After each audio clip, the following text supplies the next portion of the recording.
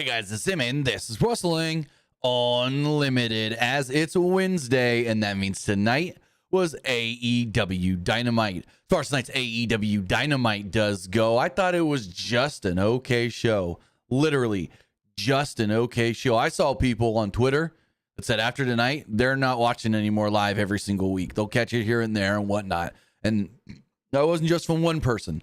I saw a number of people tweeting that. I'll read some of them right here because I saw them all on one like long thread as far as like replying to somebody. Give me a second and I'll find it, because this was like the straw that broke the camel's back for a lot of people. Like there was one here that said, the show makes me feel dead inside. That's one comment. Here's another one. It says, Proof Tony Khan didn't just drink the Vince McMahon 2018-2019 booking Kool-Aid, he's swimming in it. And this is all in response to the Adam Cole, MJF, Roderick Strong stuff, which I'm going to get into and try to kind of give a little context to as far as what I think is going on with this match and what they had announced and what Adam Cole said last week that people are overlooking, or what he didn't say that people are overlooking. Another person says, a lot of last-minute booking. This person said a lot of hate for AEW, not good. And then where was the other one I saw? Because there, like I said, there are people that were not happy with this show. I'm really interested to see how our polls go tonight. Like this person here said, quote, I think tonight's episode of Dynamite is it for me with live weekly AEW TV. And this actually goes into what Luke kind of said about being bored of it. He said, it's just absolutely boring at this point. That's worse than being bad. So, yeah. Not good, not good, not good. See, but I thought the show was okay. Again, I was also bored at times. I thought there were some things on the show where I'm like, what? Why would you do it like that? Or what? Like the Jamie Hayter thing. She's like, there's one thing I want to go for. And then it cuts to the Julia Hart video. And I'm like, oh, are they trying to tell us that we're going to get Julia and Jamie Hayter? That was a weird way to transition and cut and tell. Like, it's just some of the production things, some of the other, like, there was just, we'll get into all of it because I got some notes and got some things to talk about. But we also got Luke over here with us. Luke, what do you think of tonight's AEW Dynamite?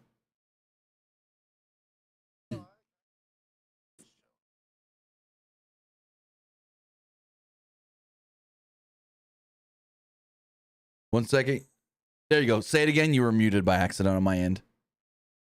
Oh, so honestly, tonight, I thought it was kind of boring. You know, I kind of got bored throughout the show. Question. Did you turn your microphone up? Because you're really loud and there's a bigger echo than normal.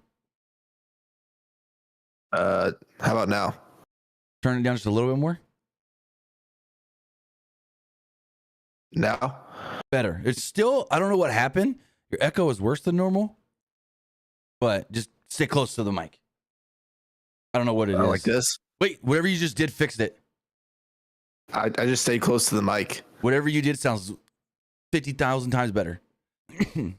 Anyways, your thoughts on the show and being bored. But yeah, I kind of thought tonight was a little boring. Like, they didn't really do much to like get the fans interested in tonight's show. And I thought that was a little bit of a problem. I thought tonight we kind of kept seeing the same stuff like over and over. So a couple problems I had with the way they promoted this show. They promoted 11 things for the show, and like 4 of them were, Will Osprey, we'll hear from him. Bobby Lashley, we'll hear from him. Jamie Hayter, we'll hear from her. So-and-so, we'll hear from them. And it's like, okay. And then the whole big promotion of John Moxley will tease or seize the Superstation TBS. What does that even mean? And then whatever that was supposed to mean, we got just the same John Moxley segment we get every week. Comes down to the ring. I'm going to beat people's ass. Orange Cassidy ain't ready for me. Oh, that was it. Same thing we get every week. And then they fight with people. How is this seizing the Superstation? I don't get it at all. I don't understand what that was. Yeah, I don't understand that either. Yeah, very awkward and weird. So we'll get into it. We got a lot to say. We got a lot to talk about. We got a lot to do. I want to say thank you for joining us here. Twitch.tv/PW Unlimited, YouTube.com/Pro Wrestling Unlimited, and podcast services all around the globe like Stitcher, Spotify, Google Pod, Apple Pod, Anchor, iHeartRadio, and so much more. Remember, if you are watching live on Twitch, you can help us out a couple of different ways. You can either help us out by hitting that donate button down below or by donating Twitch bits in the live chat. Also, remember, you can help us out by subscribing to the channel one of two different ways. You can either subscribe with a tiered subscription, or you can subscribe with Amazon Prime, because remember, if you have Amazon Prime, then you have Prime Gaming. Prime Gaming gives you a lot of cool things like free games, free stuff for games, and you always get one free subscription to any Twitch channel you want to subscribe to throughout the month. And I greatly appreciate it if you did right here, Pro Wrestling Unlimited. Also, remember, help us out over on YouTube. Hit that subscribe button. That way you know when we post new videos. That way you know when we go live. And that way you know when we post to the community tab. Also, remember, if you want to support the channel in another way, you can do so by hitting that join button and becoming a channel member. Even if you do to it just the $1 tier, greatly appreciated. If everybody watching right now donated at the $1 tier, would be so greatly appreciated, whether that was here on YouTube or patreon.com/PW Unlimited. And also remember, if you want to get your comment, question, or concern read live on the air, you can do so by donating a super chat in the live chat. Also, you can do the same thing on Twitch with the Twitch bits. And also remember to head over to the Epic Game Store. Head over to the Epic Game Store and buy something. Whether you're buying a new game, whether you're buying an old game, whether you're claiming a free game or getting bucks for Rocket League, Fortnite, or Fall Guys, use this code right here, PW Unlimited, at checkout, and you will be supporting us at no extra cost. Maybe you're getting in on that Epic's savings deal right now with games up to 75% off. Maybe you're getting the brand new TMNT Splintered. What is it? Splintered, and my thing just froze. Splintered Fate, which we're actually going to be streaming either tonight or tomorrow. Not sure yet if I'm going to have time after this because I have a project I got to work on. But either tonight or tomorrow, I'll be streaming TMNT Splinter's Fate. It is a new Teenage Mutant Ninja Turtles roguelike game that looks awesome and I've heard good things about. So I can't wait to play that game on stream. Or maybe you're getting into that new season of Fortnite. You want Eminem? Eminem's in Fortnite. So go over, use the code PWU NLIMITED for all Epic Games and Epic Game Store purchases. Also, the new games refresh tomorrow, and then or the free game, and it's you're gonna want this one, Castlevania Anniversary Collection for free starting tomorrow. Also, Snakebird Complete, which is also a fun game. But yeah, go to the Epic Game Store, claim Castlevania, get it for free, and use our code PW Unlimited. As far as all that does go, we got Dynamite to talk about. Flip back over here. Dynamite comes on the air with Excalibur welcoming us alongside Nigel McGuinness and Tony Schiavone as the Patriarchy make their entrance for the opening contest, a tag team match. It's Christian Cage and Adam Hangman Page against a team of Switchblade Jay White and Juice Robinson, the Bang Bang Gang. This was a good opener. This was solid. Everything worked well, and they really put over Mother Knows Best, Mother Wayne, helping her team and making sure they get the victory. So early on, things were evenly paced out. Back and forth with Page and White to start it until Cage made the blind tag. And Page got the upper hand. Cage immediately ate a hard buckle, allowing Robinson to tag in as he fired off snap jabs until Page got the attention away, allowing Cage to hit a reverse neck breaker. Robinson was sent to the outside to the Patriarchy as Nick Wayne got in some shots as the ref was distracted. Again, I have noticed recently they've been doing more about making sure that the refs are distracted and not just watching the outside interference. So I do got to give that to AEW. Back inside the ring, Robinson was lit up in the corner, continuously isolated, and then dumped to the floor. Wayne seized Robinson up again, but then all of a sudden, Hook showed up along the fan side of the barricade, pulled Nick Wayne over, and the two started brawling out into the crowd and whatnot. A confused Christian Cage looked on, allowing Robinson to hit a neck breaker, and they fall to the floor. Robinson then made the hot tag to White after he jumped back in the ring, who fired off a series of chops, punches, and more, leading to a back breaker and a back suplex, which then Page floated over onto his bad knee and sold the bad knee and leg. At one point, Christian had a kill switch countered. White spun out into a DDT. There was a front chancery in the corner on Page as Robinson, who hit the corner charge and a cannonball, took control. Knee breaker and a brain buster from White to Page. Robinson then got a near fall. Page at one point clobbered away with a springboard lariat as Robinson, who was crouched in the corner, hit an avalanche follow-away slam. As he come towards the finish of the match, Mother Wayne distracted the referee long enough for there to be a 2 count. And then Kip Sabian brained Robinson with the world title, like contract case thing. What do we call those? Clipboard? That's a clipboard? It's like one of them opening clipboards, I guess you would say.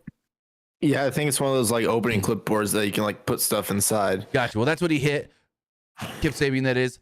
That's what he hit Juice with. That allowed Page then hit the Deadeye and pick up the victory. Solid match. You get the Patriarchy cheating like always, so no shocker there. And then I didn't see the guns weren't out there, were they? No, the guns were not out there. I didn't think so. Because I was like thinking about this whole match. I'm like, were the guns here at one point? Did they like get tanked into the bag? I didn't see them. So I wasn't 100% sure. I thought maybe like something happened early on and I missed it. But solid opener. I wouldn't call it like great, but I would say a good match to hype up and get the crowd going for this show. What'd you think? I mean, decent match. I think it was just one of those matches where you give the heels some momentum. Right. Because like right now, if we look at the card for Full Gear, Christian has nothing, but it's probably going to be Christian versus Hook, but they haven't announced it yet. Probably. We do have Hangman versus Jay White, so I do like Hangman getting the win by pinning Juice. I do like that. We do have a super chat here from Falcon Fighter. He said, did you see Ricochet responding to fans about not liking him anymore? And who do you think will be in the Continental Classic tournament? So I did see the Ricochet stuff, but I was just like, I don't really care. Like, that's him responding to fans, whatever. Fans can have their opinions. Everyone's entitled to their own opinion, I guess you could say. And it's like, fans like to just get reactions from people. People do it to me all the time. Send the weirdest messages and tweets, and like they're looking for a reaction. And I think that's what it was here. They're looking for a reaction from Ricochet. I just think Ricochet should just like not care what fans think. Right. And I don't think he does. But at the same time, he's over here responding. So I maybe saw like 1 or 2. If there's more than that, I don't know if it's a bunch. So again, I saw like a couple and I was like, I don't care about this. I mean, go for it. That's kind of how I view it. I just think fans are just worried how like AEW is going to use Ricochet, considering how AEW used former WWE guys who are like just like him in AEW. I get what you're saying. So I think it's just fans that are concerned, and they're kind of upset at Ricochet for like going to AEW because they're worried that AEW is not going to use him well. Right. Now, as far as his second question, we're actually going to pull this up on the screen. It's the AEW roster. We'll go over the 8 people that we think. I think it's 8, right, in the Continental Classic? I want to say it's 8, 4 and 4 in the 2, right? I can't remember what it is, actually. Let me look that back up real fast. I can tell you in 2 seconds. I actually can just pull up the graphics I made from last year, and then we'll have it all set. Well, I'm pretty sure the Continental Classic is supposed to be like former like champions. Not necessarily. For the most part, it was last year. Like it was like. Well, no, because Daniel Garcia was in it. Yeah, but Daniel Garcia, I think the reason why he was in it because he's going to be a future star in AEW. So it is 1, 2, 3, 4, 5, 12, 6 and 6. I was wrong. I thought it was 4 and 4. It's 6 and 6, so it's 12 guys. So if we look here on the AEW website, damn, they've added a lot more ads to this website. So if we go here to the website, we need 12. So one would assume Okada automatically in. That's 1. As the Continental Champion. Now, the question that they haven't told us, because they say, every year, the finalist of the tournament will fight for the Continental title. So are they going to take the title off of Okada, and the way for him to keep the belt is to win the tournament? And if he doesn't win the tournament, he's no longer the champion? If that's the case, I don't like it. I don't like it. Because it's like, why was he defending it all year then? Just to guarantee himself in the tournament? I don't know. But one, I would say Okada. Yeah? I mean, yeah, for the most part. So if we keep scoring, or what? Or like, what if it's like if Okada wins the tournament, then like he doesn't have to like defend the belt because maybe like if he loses the tournament, then like the winner of that tournament faces him for the belt. Well, that's what I'm saying. Like, it's just we need to learn what the rules for the second year is with already a Continental champion because it's very weird. Because you can also they can also go the route of they have the finals and the winner overall then faces Okada for the Continental title instead of winning the title, winning the tournament. You know what I mean? They can also do that. The winner gets a title shot, but then it's like, okay, you have to go through this grueling tournament to get a title shot when random people were just coming out saying, I want to challenge you all year. It's very confusing right now, but I'd say if we're going to go 12, I'd say Okada. Maybe Hangman. Buddy Matthews. Buddy would be a good one. There's 3. You think they do Bobby? Bobby Lashley? I think it's too early. Nah. Takeshita? Or no? No, because Shibata? I think no Takeshita because he's the international champion. What about Shibata? No, I don't think he would. No. Ricochet? Yes, 100%. Ricochet is actually perfect for this kind of thing. There's 4. What about Sammy Guevara? He's back and cleared. Yeah, we can go there. 5. It's not a bad call. There's 5. Hook? That's a toughie. You think? I mean, we could say it if you think. Do you really think Hook, or are you just throwing out Hook?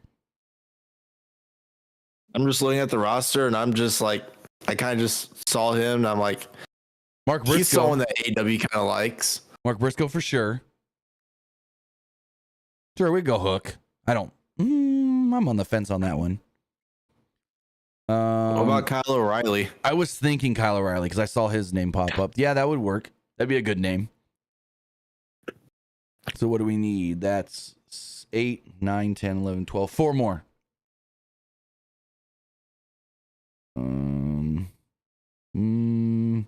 I don't know. Claudio? Nah. No. Wheeler Yuta? Nah. Oh, Pac. I'm just naming Death Riders now. Nah, I wouldn't do anybody with the Death Riders right now. Okay, makes sense. I can see why. What about Nick Wayne? No, I think it's too early for someone like him. What? Or Roosh. Yeah, Roosh was in it last year too, so there's a return. It's not a bad idea. Daniel Garcia, if he doesn't win the TNT title. Yeah. So we need 2 more. So I'm saying Daniel Garcia or Jack Perry, depending on who doesn't win the TNT title. Or what about Juice Robinson? I mean, they do need someone to take a bunch of losses. I can see Juice being that guy that gets like 1 win. We need 1 more. What about Powerhouse Hobbs? Okay, there you go. Big return. Give him a little push. Maybe he wins like half of his matches or something. Don't see him winning the tournament, but maybe he goes, far, halfway. Or you instead of him, you could go Brian Cage. Either one of those 2. True, but again, Brian Cage is also the ROH World TV titles. But that could also already give him some momentum. Like I'm a champion trying to get another belt. Right, but I wouldn't put champions in this. And then also, here's that other question. So last year, 3 titles were on the line: the Continental title, the ROH title, and the Strong title. We know the Strong titles. I doubt it, but does the ROH title go on the line here? And if so, does that mean you put Jericho in the tournament? Or is it just the Continental title? I would not put Jericho in this tournament. So you say just the Continental title on the line? Because they didn't tell us anything. They just said, in 2 weeks, the Continental Classic will return in Chicago. Oh, this one's kind of tricky because you got to know the rules first before we can predict what's on the line. We knew what they were fighting for last time. We don't know now what they're actually fighting for. Unless it's like the winner gets a world title shot at like Revolution, maybe. Well, I doubt it's a world title shot. It's going to be something with the Continental title, I would assume. Or you get a Continental title match at like winter's break. Winter's break would be before the finals of the tournament. The finals of the tournament will be at World's End, just like last year. And not winter break, but it would be, what is it called? Winter is Coming. That's usually mid-December. And the tournament finals will be December 30th, I want to say, in Orlando. So we'll see. They did announce tonight that it is coming back in 2 weeks, just like Mark Briscoe said in a recent interview. He said, I think we're doing the Continental Classic again. We're going to do it that night in Chicago, the night before Thanksgiving. No, that's like a reason to do a Mark Briscoe voice. Because we the conglomeration. Anywho, Renee gets backstage. This was preposterous. Renee gets backstage. Mercedes Moné walks up. And Renee's like, Mercedes, can I get a word about your match with Chris Statlander at Full Gear with the TBS Championship on line? And Mercedes like, excuse me? You didn't even ask to hear my catchphrase? Bridgeport, say hello to your CEO. She then takes her jacket off, goes ahead into Camille. Camille drops it. And Mercedes is literally like, really? You're going to drop my $20,000 coat? Get down there and pick it up. And I'm like, why does Camille look scared right now? Like, Camille looks scared of Mercedes. But at the same time, you think Camille screws Mercedes out of the title at Full Gear? I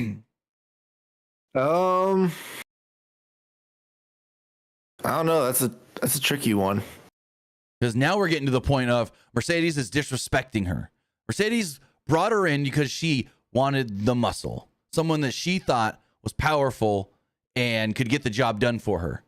Now that she's lost to Chris Statlander, it's like she sees Camille as more of a assistant now and not that muscle who can do her dirty work.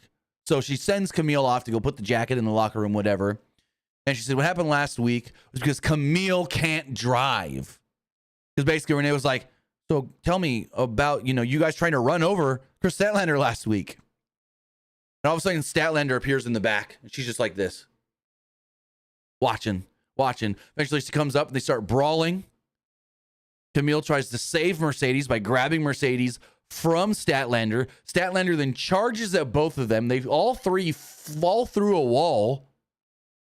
That's how the segment ends, with the three of them falling through a wall. Like, what? I don't know.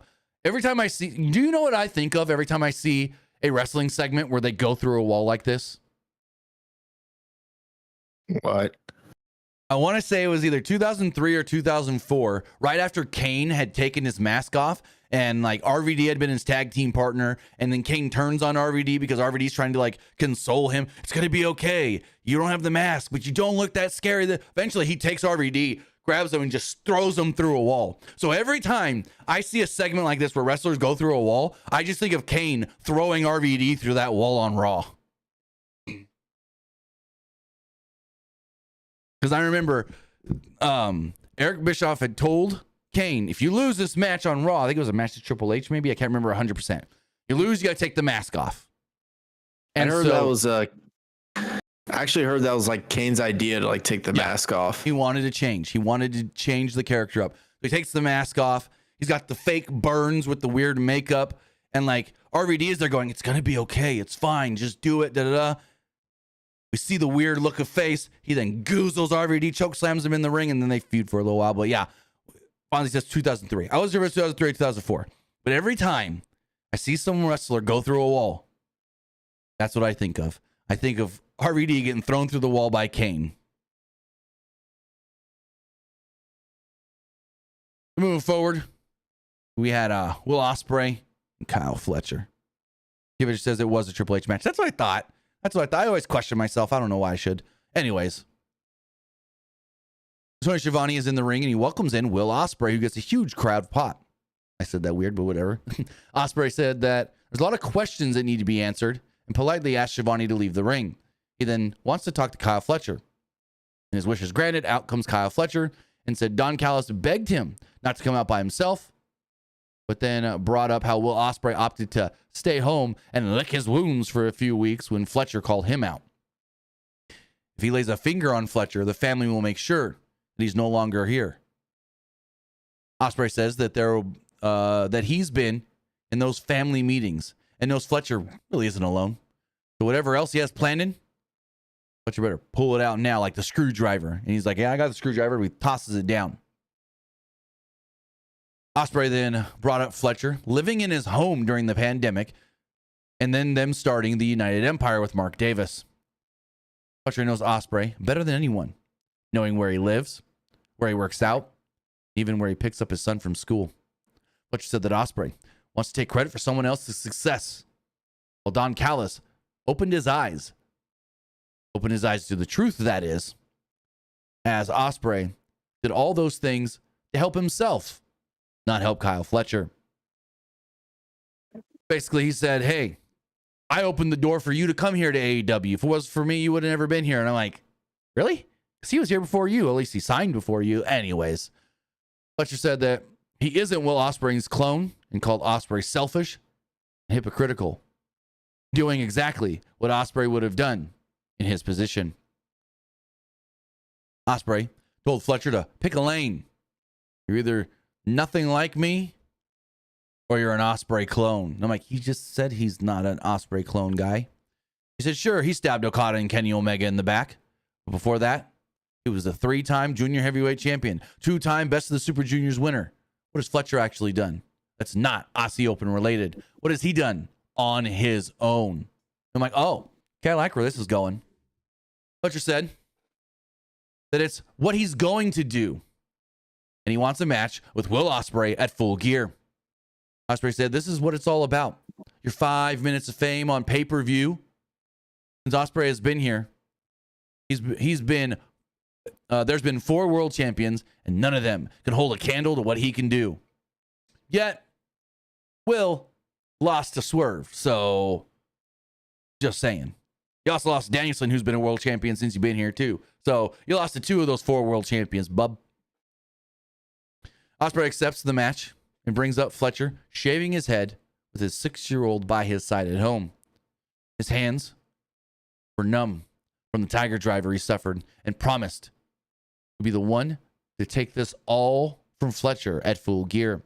Fletcher said if Ospreay thought that, well, he knows better. Or doesn't know better. Brian Cage and Lance Archer then come down to the ring. Ospreay laughed and like, oh, there's your backup. Told you. All of a sudden, Mark Davis and Powerhouse Hobbs come out, and they all start brawling until Davis and Fletcher had a stare down. It was kind of brief, as Ospreay then took the fight to Fletcher and hit a dive. Everybody starts brawling. Archer then starts fighting with not Ricochet, why'd I say that? Roderick Strong, who he's about to have a match with. They start fighting on the ramp and on the stage. Referee Rick Knoxley just goes, start the match! False count anywhere! And the match immediately starts. So what'd you think of this segment with Will Ospreay and Kyle Fletcher? Better than I expected. It was better than I expected. And I do think we're going to see this match at Full Gear. Oh, it's official. Oh, it is? I'm 99% sure. Give me 2 seconds to see if they've tweeted about it yet. But I'm pretty sure it's official. AEW. Because he made the challenge. Fletcher, that is. Ospreay made the exception. Like, I'll take it. So that right there tells us it's official. But let me see if they've tweeted about it. Posted anything anywhere. Because that I haven't seen yet. Them tweeting it out yet. Ooh, there is an interesting Adam Cole video right now that I have not seen. That may or may not change my mind on what I think they're doing. Yeah, they haven't tweeted it yet that I see. Like a graphic to say it's official. But I mean, if one makes the challenge and the other accepts, you would assume the match is official. So what did you think of this segment? I thought it was better than what I expected, though. Mm-hmm. So it did lead right into the Falls Count Anywhere match. Roderick Strong versus Lance Archer. If Roddy wins this match, it is his 3rd win since they started the win count And he then gets into the match with MJF at the pay-per-view. So it's dark where they're fighting. They're fighting off into the crowd at one point. But apparently Excalibur knows that Archer slammed Strong through a table and got a 2 count before things went right to commercial break. So good on them for telling us, hey, this is what's happening. Because we could barely see anything. Back from the break, Strong momentarily gained the upper hand until Cage showed up again. Brian Cage, that is. He wanted a chokeslam powerbomb with Archer, but then Mike Bennett and Matt Taven came out to make the save. Bennett and Cage then brawled away as Archer waffled Taven with a big boot. Both then stood on a guardrail. Lance Archer almost fell over. He's like, got up on the guardrail and was like, ooh, got my balance. He then took Taven and choke slammed him down on a bunch of security guards. Archer then wanted to do the same to Strong, who crotched Archer, hit a forearm, and then tossed a chair at him right in his face. Strong then leapt over the barricade, hit a jumping knee. That's a pretty quick victory. Like, I didn't get a time for this, but it felt like when they came back from break, it was less than like 4 or 5 minutes, if that. So, quick match with Roderick Strong winning. He is now in the MJF match at Full Gear. What'd you think? It was a good match. It wasn't bad.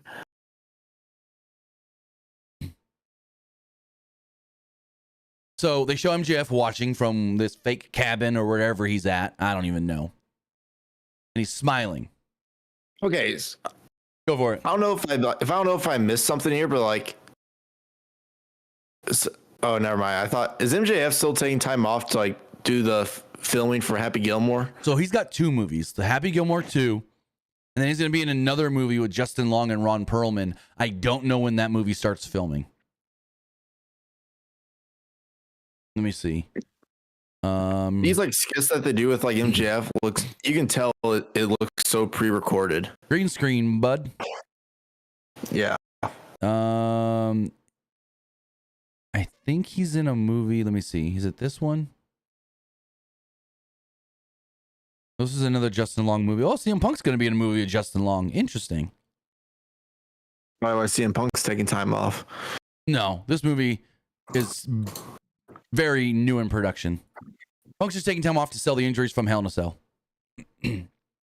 Same with Drew. Yeah. Same with Drew. Punk could be back at any time. I think it's this one. I wonder when Drew will be back. In Memoriam. Let me see. Ron Perlman. IMDb. What movies does he have coming? Oh, Ron Perlman's got a bunch of shit in production. Holy crap. Stranglehold. Whoa. Did they finish filming? Because it's this movie, Stranglehold. MJF is in it. So is Ryan Nemeth. So is Caleb. Okay. This is the movie Caleb Braxton's also in. So this has finished filming then. So I guess both movies may be done. Yeah, MJF, Ryan Nemeth, Caleb Braxton, all people tied to wrestling in this movie, starring Justin Long and Ron Perlman. Interesting. Okay, so this movie is in post-production. Oh, there's behind-the-scenes footage with Nick Nemeth. Interesting. Yeah, I think this is the movie that has finished filming. I didn't know it did. Okay. So yeah, MJF. I would hope that at Full Gear he's back full time. You know? Yeah. Because it says he's got 3 movies that he's working on. I didn't know about this one. Floaters. I don't know what this one is. I don't see anybody. Seth Green's in it. Steve Guttenberg. Holy crap. Not many actors I know of. But yeah, Seth Green, Steve Guttenberg. Heck yeah. He's in this one too. It's called Floaters. That one is in post-production, which means filming is over. Stranglehold is in post-production, which means filming is over, except for maybe reshoots. And it still says Happy Gilmore 2 in production, so they're still filming that one. Wait, is this a legit photo? No way is this what Ben Stiller's going to look like in this movie. No way. Interesting. Anyways, I'm getting distracted. Anyways, MJF has got one movie he's still working on, I assume, I guess. So, yeah. Kid Vicious says Caleb Braxton's name was trademarked by WWE, I thought. I just still call her Kayla Braxton. She's Kayla Becker, her real name. But it's just, I see her picture and boom, my brain immediately goes Kayla Braxton. Falcon Fighter with another super chat. Thank you for that. Says, do you think Malachi Black leaves AEW? So, Malachi did address the fan speculation of them saying, was that a send-off? Is he done? Is he leaving? Da-da-da. And I think what he said was, nothing's happening right now. Right now. The rumor and reports are, the legit stuff, not the fan speculation, contract could be up at the end of the year or early next year. So I think there is a slight chance that in the next 6 months or so, he could leave AEW. We don't know for sure, but there is that, I don't know, 30, 40, 50% chance that in the next 6 months, he could be gone. I mean, what would be really cool, actually? Like, maybe, well, he does the same thing that Andrade did. He leaves AEW and re-debuts in WWE in the Rumble. I mean, that would be a perfect way to do it. That would be same perfect. way Andrade did it. Again, we just don't know when his deal is up. If it is the end of the year, January 1st, awesome. But I want to say that even if it is up early next year, I think he's got a or two option years that Tony can tack on and be like, nope, I'm keeping you. So that's happened to Brian Cage. That's happened to Brian. Or injury time. I don't think he hasn't had any real, according to him, he hasn't had a real injury in 2 years. So I don't think he's really got injury time. But I think that's what Tony did with Brian Cage. Cage, I think, was like ready to go. And he's like, we're going to pick that option year up. So moving forward, we had international champion Konosuke Takeshita in a singles non-title match against Adam Cole. If Adam Cole wins this match, it's win number 3, moves on to the MJF match. I got a lot to talk about that. Cole's music plays as he clotheslines Takeshita over the top to the outside, allowing Cole to do his baby pose in the middle of the ring with the crowd. Cole wanted the Panama Sunrise early on, but Takeshita leveled him with a wild elbow strike in midair as things went to a picture-in-picture break. Back from the break, Cole hit his neck breaker on a knee. A little Yushi-Goroshi action there and got a near fall for it as he tried a super kick follow-up. But Takeshita really had to work to block that and hit that blue thunder bomb for a 2. Ref then checked on Cole, who foolishly tried to forearm battle with Takeshita, but Takeshita no-sold it before scoring a big-time shot of his own. Cole responded with the pump kick and an enziguri. Tried to go low with the boom. Takeshita ducked and hit a rolling elbow. Takeshita wanted a brainbuster, but Cole quickly countered into one of his own, and then he got a knee. He got it close too. Cole wanted once more to go for the Panama Sunrise, but Takeshita countered it. Swung Cole around into a bastard driver, power German, and a massive lariat that turned Cole inside out, but still kicked out at 2. Takeshita at one point missed a knee, leapt for the Takeshita line, but Cole hit a super kick in midair, followed by a Panama Sunrise. Cole dropped the knee pad, wanted the boom, and Takeshita rolled to the outside and placed the Dynamite Diamond ring on his hand that was hidden under the ring. The ref nor Adam Cole knew about this. Takeshita then decked Adam Cole with a loaded shot as Adam Cole was peeking out between the ropes. KO shot then led to Takeshita jumping back in, going for the pin, and picking up the victory. MJF was then shown laughing maniacally from his greenhouse log cabin or whatever. And Takeshita hid the diamond ring in his underwear. And before we get to the post-match, what did you think of the match itself? Match wasn't bad. Was a little surprised that Adam Cole didn't win. Well, let me tell you why I think Adam Cole didn't win. So, Roderick Strong comes out, attacks Takeshita because he was going to go after Adam Cole again. Takeshita takes out Strong. Kyle O'Reilly then runs out with a steel chair. Takeshita bails. Adam Cole then goes to shake Kyle O'Reilly's hand to thank him. Kyle wouldn't shake his hand. That's the whole thing. But as far as Adam Cole does go, so Roddy gets win number 3, which essentially puts him in the match with MJF at Full Gear. Adam Cole wins match or loses match number 3, which doesn't put him in the match. But I don't think he is eliminated from the match yet, because think about this. When the stipulation was first placed on this, MJF said, quote, "The first of you to get to 3 wins gets me at Full Gear." Okay, so in turn, you would think that's Roderick Strong. But last week, Adam Cole stated, "I spoke to Tony Khan, and Tony Khan stated if both I and Roderick Strong can get 3 wins before Full Gear, we're both in this match and it becomes a triple threat." So think about what he said. He didn't say if we get 3 wins in a row. He said if we both get 3 wins by Full Gear. Now, we don't know. Again, didn't say in a row, but we don't know now if the win counter resets. And Adam Cole's now back to 0 and has to redo it. Got time to do it for sure.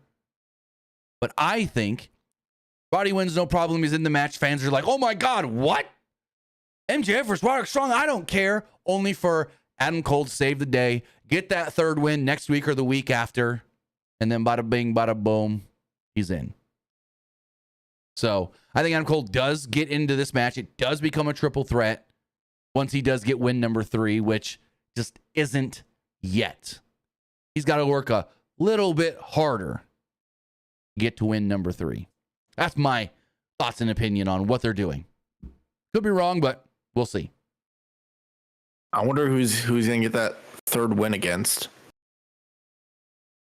I mean, he hasn't fought Brody King yet. He's fought the other 2 House of Black members. No, I feel like, but go for it. If he's going to get win number 3, it'd probably have to be someone outside AEW like everyone else that MJF has fought. No, I don't think so. Roddy got all his wins on AEW guys. So, now thinking about it, it's not going to be Brody King because he ain't taking no loss before the tag title match that they are now in. Hang on, let me look on the AEW roster. It'd have to be like a big name, though. Not necessarily. I mean, he can just go win a collision match.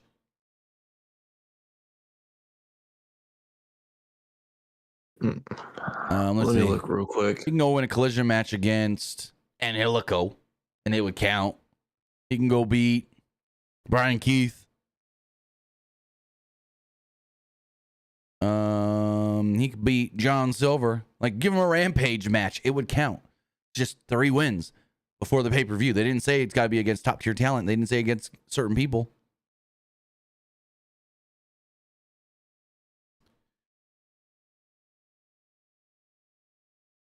So as we move forward, while Luke looks that up, we see a black truck pull up to the arena, and it's the Death Riders. They arrive to, quote, "Take over the Superstation, my ass, and take over shit." What you got? Who do you think? Um, Remember, it could be on any show. It's got to indict. I'm not saying there's like a brand split or anything, but like it could be a collision match, it could be a Rampage match, it could be a Dynamite match. He just needs a win, 1 more win. I don't know. Jay Lethal, maybe. I mean, anybody. That would actually work and be a really good match. I mean, he can go out there and beat Captain Sean Dean. He could beat the premier athlete Tony Nese. Or Gravity. Gravity's still around? No, I meant no, not Gravity. Talking about Hologram. He's hurt. Yeah, Hologram. He got hurt in that Beast Mordos match. He's out hurt right now. Or Beast Mordos, that would be another one. Yeah. Well, I doubt it because Strong beat Mordos to get one of his wins. So I don't think they have them beat the same guys. So moving forward, Renee Paquette welcomes the Hurt Syndicate backstage. Asks Bobby Lashley about his match with Swerve at Full Gear. MJF cuts her off before she could ask if Lashley is prepared. He put over Lashley and asked how it feels to potentially end a young man's career at Full Gear. Lashley said that he will make an example out of Swerve Strickland and hurt him. MVP said they'll be watching his match later tonight with Leo Rush. And all of a sudden, JD Drake comes stumbling out from the back. And they go, what is going on here? That's JD Drake. He was supposed to have a match later on tonight. What? With who? They had 10 things, 11 things announced for this show. Not a JD Drake match. Where was this match? I hate when AEW does this. Oh, what's going on? That person was supposed to do something later. Where would it have fit into this show? Where the hell would it have fit into this show? Like, come on. If you want us to think this is real, because that's the goal, is to make the fans think they're watching something real. Well, in reality, where would this have fit into the show? Anyways, it's Wheeler Yuta and Claudio. They had a chair, and I guess they had hit JD Drake with it, and he rolled out onto the stage. This was all kinds of weird. And then all of a sudden, Moxley and Marina are on the screen, and they kind of make it look like they're all coming to the ring at the same time. It was kind of shot cool, but not really at the same time, because it is Wheeler and Claudio walking down the ramp. Behind them on the screen, you then see Moxley and Marina coming to the ring through the crowd. So you see all four of them at once coming from different places. Kind of cool, but at the same time, I'm like, whatever. So this, the fuck, is Jon Moxley seizing the Superstation TBS. Moxley grabbed a microphone and said that he's been thinking of Orange Cassidy the past few days, and now Chuck Taylor is drinking his food through a straw because Cassidy wasn't able to save him. Wheeler Yuta belongs to Moxley now because he trusts Moxley, believes in Moxley, because Cassidy wasn't able to save him. The pressure is building to Full Gear, but Cassidy is cool as a cucumber, with his hands in his pockets. Moxley will make an example out of him at Full Gear, brutalizing him, stomping him in the face, stomping him into hamburger meat so badly that his own mother wouldn't recognize him. Everyone who calls themselves the Contender will run and hide, because they will do whatever the hell they want, because they have all the power. Oh, do ya? Do ya? We need Tony Khan to come out here and just be like, calm your tits or you're fired. Because there's no boss. That ain't never going to happen. No, but it's like, why? Just because you're the AEW World Champion, now you have power and control over the entire company? There is a guy named Tony Khan who's a boss. Why isn't Tony doing anything? Do you know what I think is funny out of all this? Go for it. So, like, whenever they did the whole, like, Young Bucks EVP stuff, when they try to, like, take control of something, Tony Khan say you're overruled. At least they had some power. Mox has nothing. Go for it. And then, like, and now Mox is over here, like, taking control and nobody's stopping him. Yeah, it's kind of weird. Because, like, literally, Tony Khan sent Christopher Daniels out to be like, no, you can't just give the TNT title to Jack Perry. He's got to earn it. Per orders of Tony Khan. I'm like, hey. Why don't they do that now? Oh, that's right. Because they tried making us know 2 weeks ago that, I guess, Christopher Daniels is scared of the Death Riders. I don't know. Anyways. Orange Cassidy's music hits and he walks out on the stage joined by Mark Briscoe and Rocky Romero. Cassidy says, hello. And he agrees with Moxley. It's all because of what is in that briefcase. The symbol of AEW. It represents all of us. Everything pro wrestling can be. The AEW World Championship. They can fight all over this place. The only way to win the title is by wrestling. And despite not liking to do anything, well, I wrestle more than anybody here in AEW. And reminds Moxley, I've even beat you before, and I'll do it again. Cassidy said that Moxley brings up playing chess and brings up removing pawns before he can take the king. So next week, I want to wrestle you, Wheeler Yuta. I want a match with you, Wheeler Yuta. You and me, Wheeler Yuta. The fact that he kept saying Wheeler Yuta, I'm like, and dude, this looks so The scripted. way he was emphasizing Wheeler Yuta. What? Yeah. Moxley said that he'll say normal. Go for it. Al. Yeah, I don't know. Moxley said the way he'll see if Cassidy has the guts to pull the trigger on Wheeler Yuta next week. Come Full Gear, though, Moxley has one message to anyone who wants what he's got. Abandon all hope. The Death Riders were going to retreat, but then we see someone, as they're walking through the crowd, up on the balcony in the crowd, and then, whoop, down comes Darby wearing a pink Sting mask. He jumps on all of the Death Riders and they start fighting. This then leads to Cassidy, Romero, and Briscoe running out as well. And they all start brawling. Moxley and Marina, they take off. They get in the truck. Mox starts yelling, let's go, let's go, let's go, let's go. And they're waiting for Claudio to jump in the front seat to drive. And so Claudio finally gets there. And Shivani goes, wait, they're just going to leave Wheeler Yuta? Where's Wheeler? I'm like, oh, Wheeler Yuta is fucking dispensable to these guys. So then all of a sudden, Darby comes bailing in from the side and jumps in the back of the truck. Claudio gets out of the truck, grabs Darby out of the bed. They start fighting. He takes out Darby, gets in the truck, and as the truck goes to take off, here comes Wheeler Yuta. Hold on! Jumps in the back of the truck, goes, oh my, go, go, go! And then they take off, and Mark Briscoe's kind of chasing after him. God.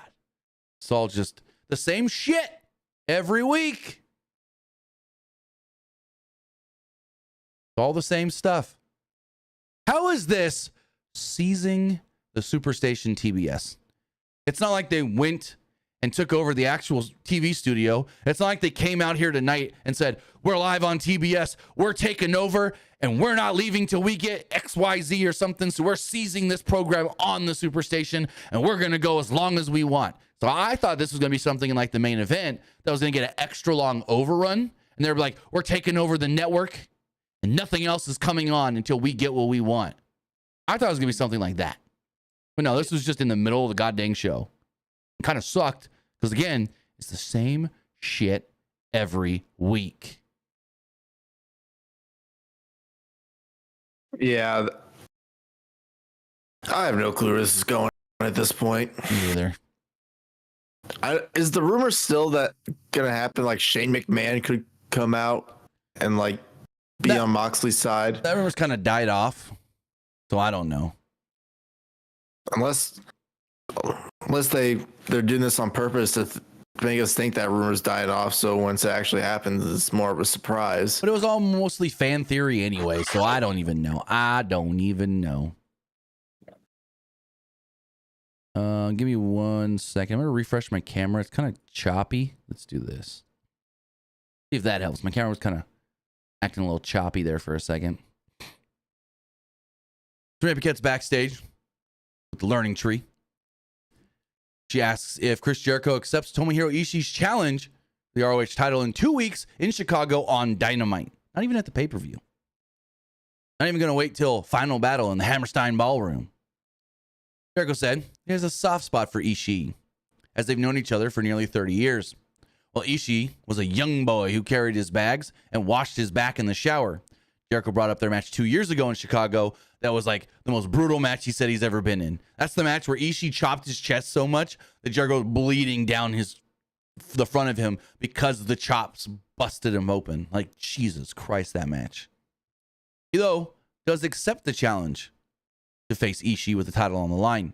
Jericho said he will then go on to do bigger and better things as the Nueve and a two-time ROH world champion.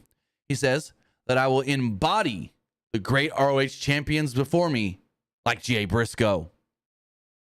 Frank Heath then said, he said, in the Windy City, Jericho's gonna blow Ishii's dumbass away.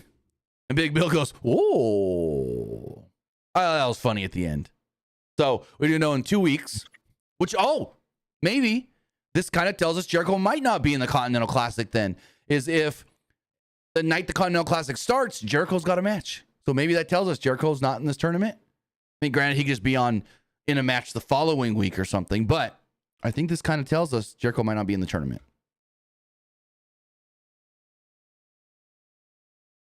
This is then when they get the news. Hey, also in 2 weeks, Continental Classic comes back. Probably. So then we had Dr. Britt Baker, DMD versus Penelope Ford.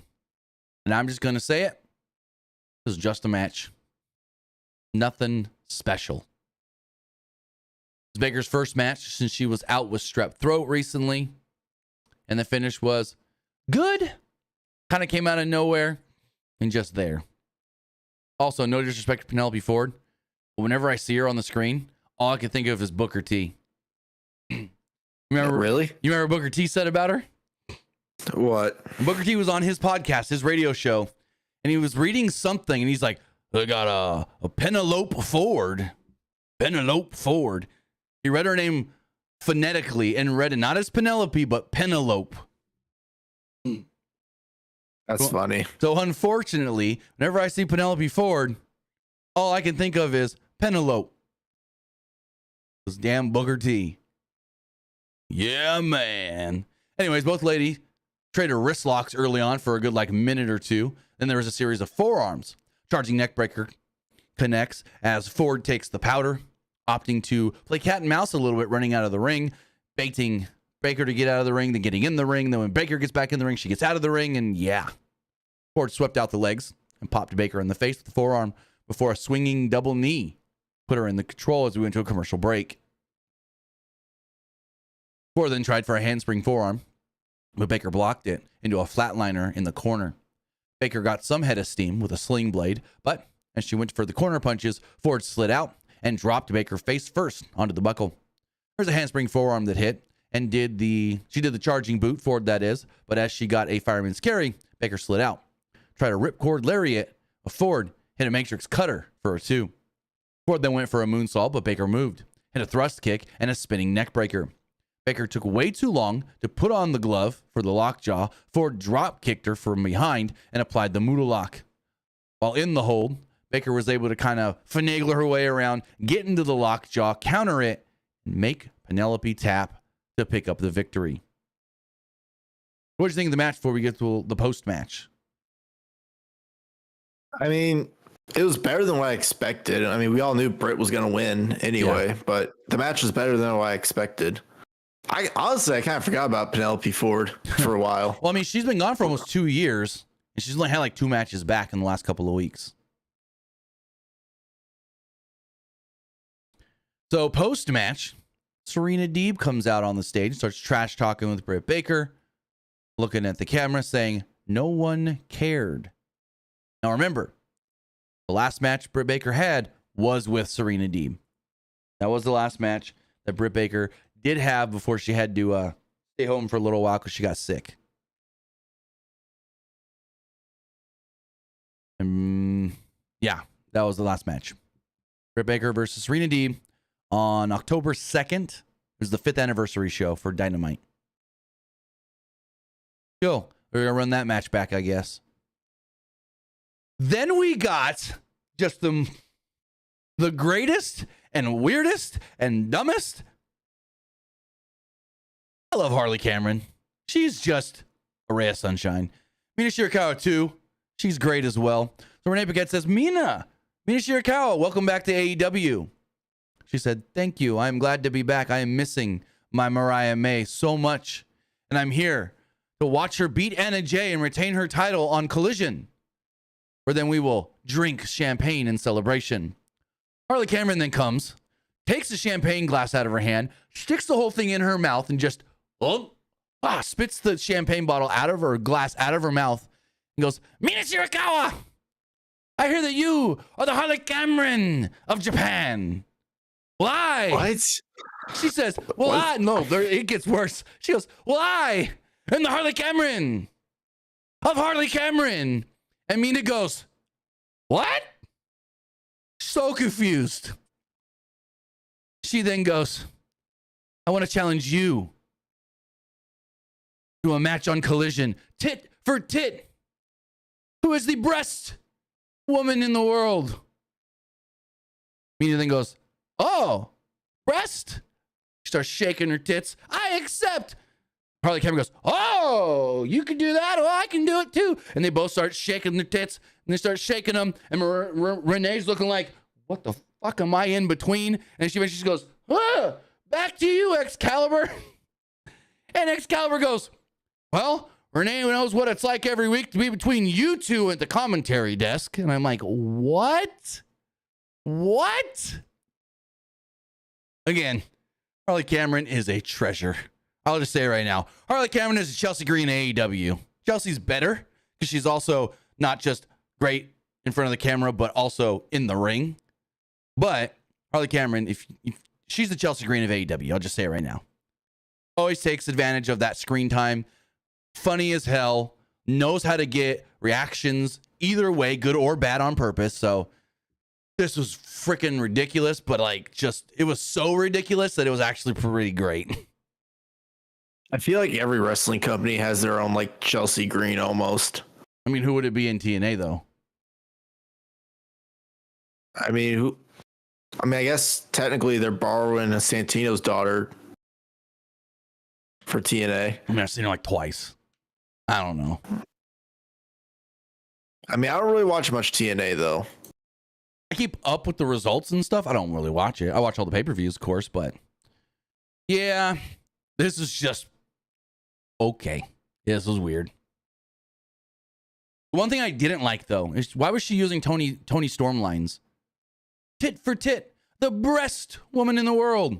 Those are the Tony Storm lines. So whoever wrote this for her, I didn't like that. That I didn't like. She needs to do her own thing and not just copy others. So then we had Swerve Strickland versus Lio Rush. No. David Decker says Alicia Edwards. No. Alicia Edwards is not a comedy character. She's part of the system, out right now with the concussion, but she is not a comedy character at all. Part of the system. Anyways, Swerve Strickland versus Lio Rush. Both men traded corkscrew counters early on in the ropes. As Rush tried a springboard, Strickland dodged. Rush backflipped to the floor, but Strickland was right there to flip right into a stare down. Rush raked the eyes, but Strickland targeted the midsection before going back inside. Strickland wanted a swerve stomp, but Rush did a handspring into the ropes, crushing Strickland, sending him to the outside as they go to commercial break. Back from the break, both men fought to the apron where Strickland hit a big boot before rolling back into the ring with a suplex. Strickland measured Rush with a diving uppercut to the back. Rush managed a misdirect Spanish fly for a 2 as he tried a leaping Hurricane Rana off the announce table, but Strickland locked in a powerbomb, only for Rush to leap off the steel steps backwards onto the shoulders of Swerve and hit a Poison Rana. This looked cool. There's a diving low elbow back inside the ring. Rush then hit a frog splash for a Flows 2. It was a bounce back stunner that was countered from Strickland, who wanted a big pressure. But Rush, rolled into a pin, held the ropes. Nana pointed it out to the ref, and the ref stopped the count. There's an enziguri that connected as he wanted another Poison Rana. At this time, Strickland powered him into a big pressure and pinned him to pick up the victory. So he loses. Lio Rush, that is. Which, to me, because I wanted to see Lio Rush possibly join the Hurt Business, especially since A, they need their new Cedric Alexander type character, and B, from WWE, there is history with Lio and Bobby. But with Lio losing, I don't think MVP is going to want him now. Oh, you couldn't get the job done? You're not Hurt Syndicate material. What did you think of the match before we get to the Hurt Syndicate stuff? I mean, the match wasn't bad. I mean, I can kind of see Lio Rush in the Hurt Syndicate, but I think he would fit. They got to get him out of they got to get him out of the wacky big jacket and big sunglasses, put him in a suit, but still. Would you prefer him or Ricochet? Because I know they kind of tease maybe Ricochet. Lio Rush. Ricochet don't need to be in a faction. But you also got to think, though, when Ricochet was on his way out of WWE, MVP made a tweet saying, back when the Hurt Business was starting in WWE, I originally wanted both Ricochet and Cedric in the faction, but Vince told me you only get one of them. True. But I just think they go, Ricochet does things on his own. I think it's best for Ricochet. Because then, here's the thing. They've pushed Ricochet. Like, I forgot to mention it tonight, but there was a deal with Ricochet and Takeshita after the whole Adam Cole stuff. I forgot to mention that. I didn't write it down in my notes. And so they're still doing Ricochet and Takeshita. They're pushing Ricochet as, a bigger guy, like a more top middle card guy. And if they put him in the Hurt Syndicate, he's just going to be another guy in that group and get, the Cedric Alexander spot, the extra young guy, I guess you would say. And he's not. Lio Rush, though, even though he's not really that much of a young guy, I don't know. I just don't see Ricochet. The Hurt Syndicate's music hits, but out comes only MVP and Bobby Lashley. Commentary says, whoa, wait, we saw Shelton earlier. Where is he? I knew exactly what was about to happen. I think everybody knew it was about to happen, except for Swerve and Prince Nana. and maybe commentary. MVP said if he wanted a fight with the Hurt Syndicate member, all he had to do was ask. The crowd is chanting, "This is Bridgeport," because Swerve called them Stamford. He said, "Well, we're here in Stamford." And they start going, "This is Bridgeport. This is Bridgeport." I looked it up. Stamford, Bridgeport, they're 30 minutes apart. Guy, you're not in WWE anymore. You don't need to go to Stamford. You're in Bridgeport. Anyways, Lashley takes off his jacket and MVP goes, "Oh, looks like someone does want to have a little fight right now." And then the MVP goes, "But the one thing you need to learn is the numbers game." And Shelton then attacks from behind, taking down Strickland in the ring. Tosses him to the feet of Bobby Lashley on the outside, who then launched Strickland repeatedly into the barricade. Lashley went into the ring after Prince Nana and launched him into the corner before he crumbled to the outside. They then stood tall, and the Hurt Syndicate looked good. That's about it. Nothing special, kind of just more of beating people up. Which is weird because last week MVP literally said, "Shelton, you can't just go out here and beat everybody up." And Shelton goes, "Why not?" I laughed so hard at that last week. But anyways, I think that was on Collision, maybe. Anyways, they just did that. They came out and they beat people up. I thought it was all right, effective. Put more heat on the Hurt Syndicate and making us think, oh, the numbers game, is that going to be a benefit for Bobby Lashley at Full Gear? And is that going to hurt Swerve? Or Swerve got someone in his back pocket that he's going to bring out to help him? Because they're like, you need to learn the numbers game, Swerve. Well, Swerve did have a group before, the Mogul Embassy. So he did have guys to watch his back before. Maybe he gets new guys. I don't know. What'd you think of all this? I know, yeah, he definitely used. Well, I know originally he had originally it was the Mogul affiliates. Then he merged it with the embassy. Yeah. I think, yeah. Then So it's like he knows about having backup and having guys to watch his back. I don't know. But he's also one of those guys where you can't really be trusted because he turned on Keith Lee, remember? But he's not a heel anymore. So now he is full-fledged babyface. Gotta love me. It's like, who's he going to have as first backup? Right. Like the MVP said it now twice that they've got the numbers. So I feel like there's somebody that's going to be, maybe it's Lio Rush. Maybe we see something over the next couple of weeks where they turn down Lio Rush and don't let him in the Hurt Syndicate. So then he helps Swerve maybe. I don't know. Just a thought. So we got Renee Paquette again back. Go for it. Wait, was Lio Rush trying to join the Hurt Syndicate though? Well, I mean, they gave him the card. So I don't know. And then I thought tonight's kind of thing was like him trying to prove himself to them. Maybe.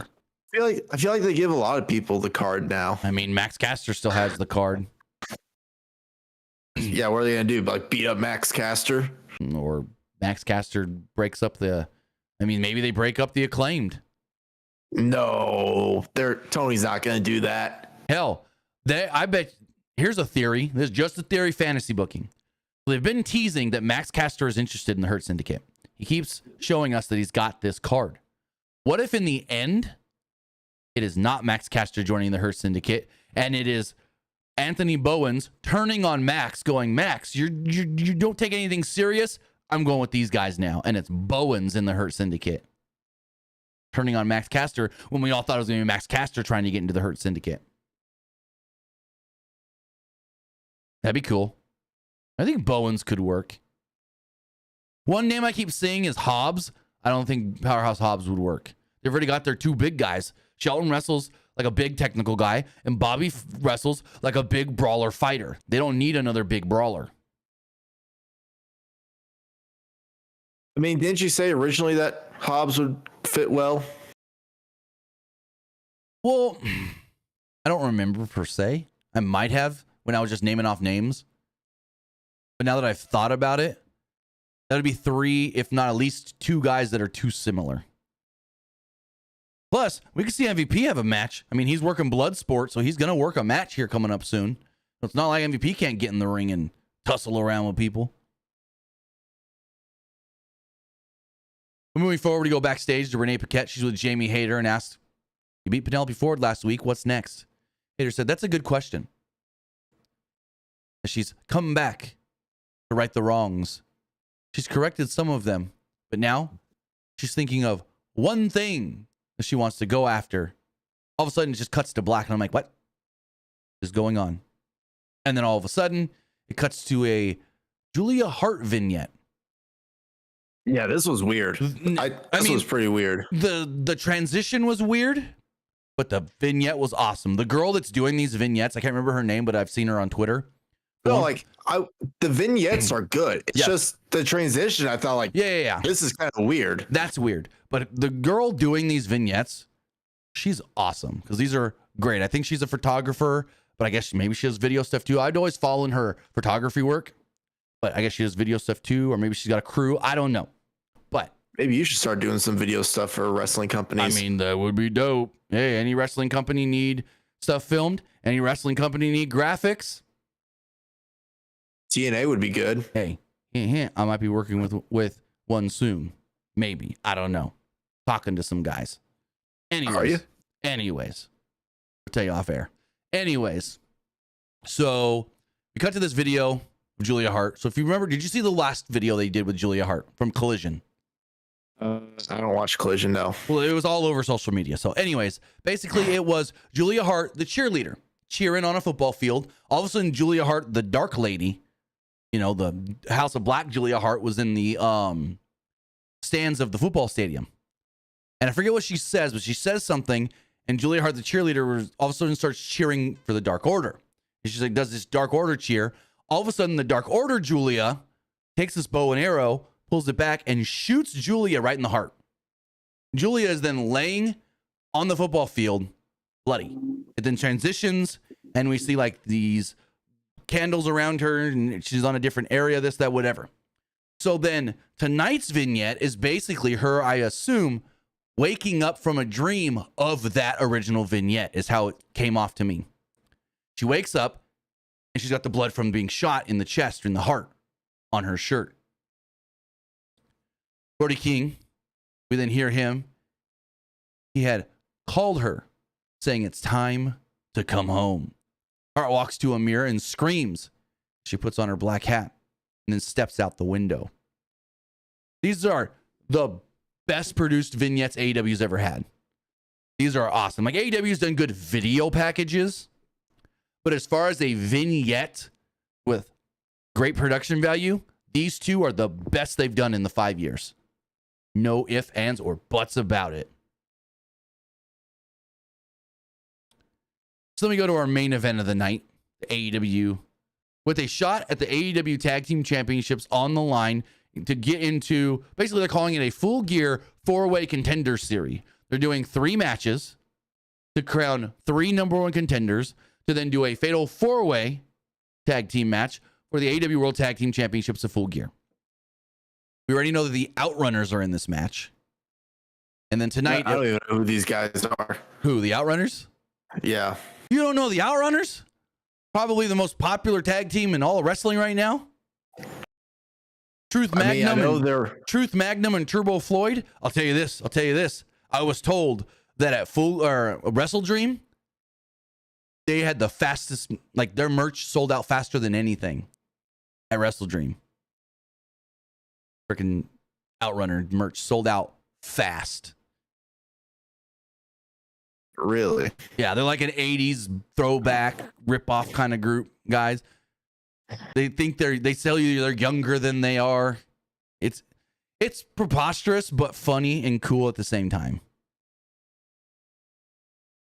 So I kind of had a feeling FTR was going to lose because the Outrunners are in the match and they're kind of like teaming with the Outrunners. They're doing FT Outrunners or whatever. So I'm like, oh, they're not going to put them both into the match. But Private Party was on the stage watching as the Kings of the Black Throne, Malachi Black and Brody King, took on FTR, Dax Harwood, and Cash Wheeler. Solid main event. They got Fight Forever and This Is Awesome chance in here, so solid main event. FTR took a sip of Private Party's drinks before heading to the ring, as it was Harwood and King to start things off briefly, with King standing tall after a chop exchange. Wheeler made the quick tag picked up the pace, but King hit a big time backdrop and double hand chop before tagging in Black. The snap Hurricane Rana and a deep arm drag as Harwood tagged back in and suffered an arm drag as well. There's a nice back and forth sequence as Harwood blocked a PK, some Muay Thai kicks from Black, but ultimately got seated, daring Harwood, hit me, let's go, hard as you can, allowing Wheeler to level him with a lariat. FTR then mocked the seated pose as it went to a commercial break. Coming back, FTR kept Black isolated throughout most of the commercial break. King was finally able to tag back in and got the hot tag. King wasted no time running wild with some chops and shoulder tackles, punishing Wheeler and Harwood in the corner with some clotheslines and splashes. Overhead throw on Wheeler. Harwood was then sent into his partner into the corner, and then King hit a cannonball on both of them at the same time. At one point, Black then pulled Wheeler outside of the ring and sent him into the steps as Harwood ate a pop-up knee lift from Black, who followed this up with a moonsault to the floor on Wheeler as Harwood was flattened with a King powerbomb for a close near fall. The match then broke down as Black was sent back outside and King was sent to the corner. FTR wanted a powerplex. King took the suplex, but got knees up on Wheeler, with Black flying off the top with a double stomp on Harwood for a 2. Dante's Inferno attempt was blocked as Wheeler saved his partner, sent King into the Black, and they connected with a shatter machine, but Black pulled Harwood outside. Black was able to pull the apron Black was then pulled to the apron by Wheeler as Harwood recovered and hit a spike pile driver on Black, but King was there to fly in with a dive onto Harwood and Cash Wheeler. There's a King Kong lariat that leveled Harwood multiple times and got multiple near falls as King couldn't believe it. King dragged a rubber-legged Harwood to his feet, applied the rear naked choke, and Harwood just passed out. Passed out cold, and the ref was like, it's over, he's out, you win. Kind of weird finish, but Kings of the Black Throne are now in the 4-way for the tag titles at the pay-per-view. Afterwards, they all shook hands, and Private Party just watched. What did you think of the match? Pretty good. I'm kind of surprised the Kings of the Black Throne won. I mean, I was a little, but at the same time, I wasn't, because of the whole, the Outrunners are already in it. Outrunners and FTR are kind of friends. They're not going to have them fight each other. At least I didn't think. Honestly, personally, I kind of didn't really care who wins because I don't think Private Party's losing. Honestly, I think they should and put the titles on the Outrunners. I think the Outrunners should win these titles. I wouldn't just honestly, here's what I would do. I would kind of like test their popularity still. I don't think still like them. I don't think you need to, because every show they're on, they probably get the biggest pop of anybody. Like, yeah, I was told by a friend who was at, I think it was the LA show, one of the last LA shows they did. The Outrunners were on, and like these guys over like Rover, like they got huge pops. So we'll see how all that lay out. We have one more team to be added to this match. It is the Acclaimed versus Los Fashion Ingobernables, Rush, and Beast Mortos. The winner of that match will then be the final members of this tag team 4-way at the pay-per-view. I think it's going to be Rush and Beast Mortos. Very possible. Very possible. I think so too. Because I think maybe like Max Caster and keep forgetting this guy's name. Anthony Bowens. Yeah, him and Bowens might have a little altercation with the card. Maybe. But as far as like upcoming shows do go, we got a number of things announced. As far as Collision does go. I just thought of something. Go for it. Let's say Max Caster declines, like the Hurt Syndicate. They beat up the Acclaimed, and the Acclaimed are the ones to help out Swerve. Maybe. They did work with Swerve before.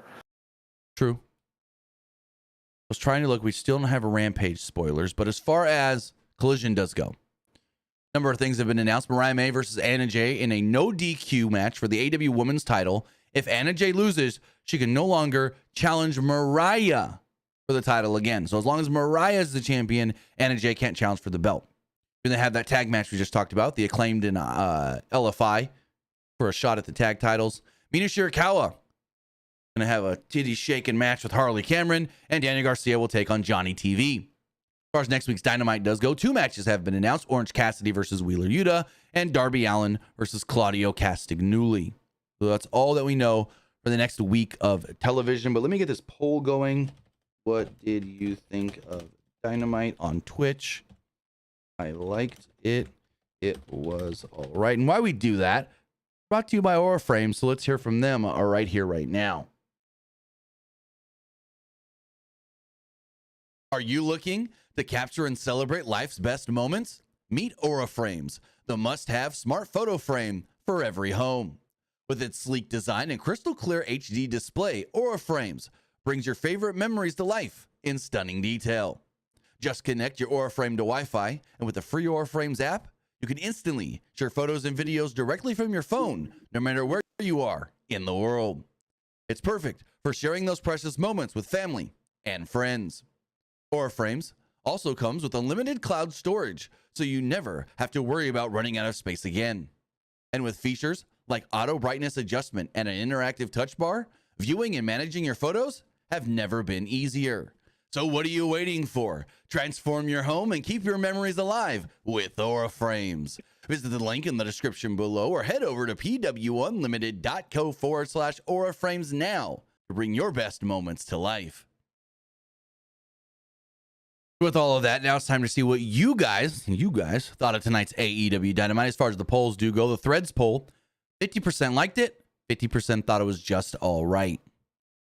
Looking at the Twitter X poll, 46% liked the show, 40% thought it was just all right, and 13% didn't like it. The YouTube community poll, 58% liked the show, 20% thought it was, 58% liked the show, 22% didn't like it, and 20% thought it was just all right.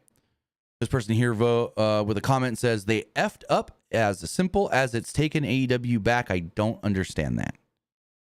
They effed up as simple as it's taken AEW back. I don't get it. As far as the live poll does go, 57% liked the show, 26% thought it was just all right, and 17% didn't like it.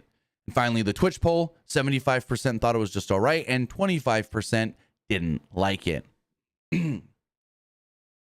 So with that, guys, that is going to wrap everything up. I want to say thank you for joining us here. Twitch.tv/PWU Unlimited, YouTube.com/Pro Wrestling Unlimited, and podcast services all around the globe like Stitcher, Spotify, Google Pod, Apple Pod, Anchor, iHeartRadio, and so much more. But Luke, tell them where they can find you.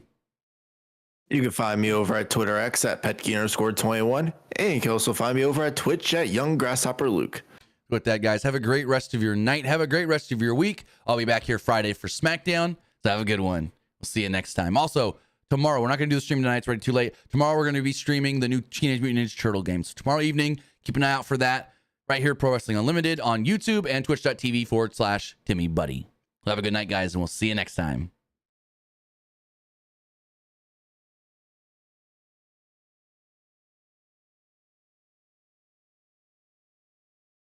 All right, really quick, if you're still watching on Twitch, we're going to hit up a raid.